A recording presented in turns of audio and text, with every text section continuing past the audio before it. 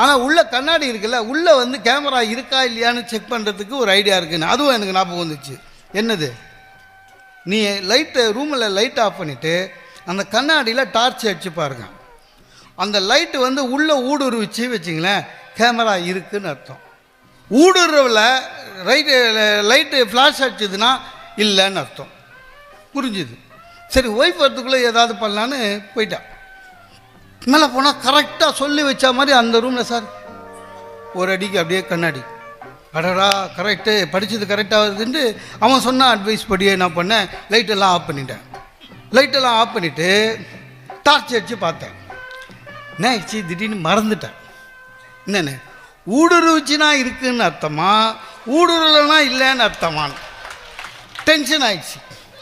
அப்படியே திருன்னு முழிச்சுன்னுக்கிறேன். என் ஒய்ஃபு மூச்சு வாங்கினு ஒரு கையில் பையன், ஒரு கையில் பெரிய சூட் கேஸு,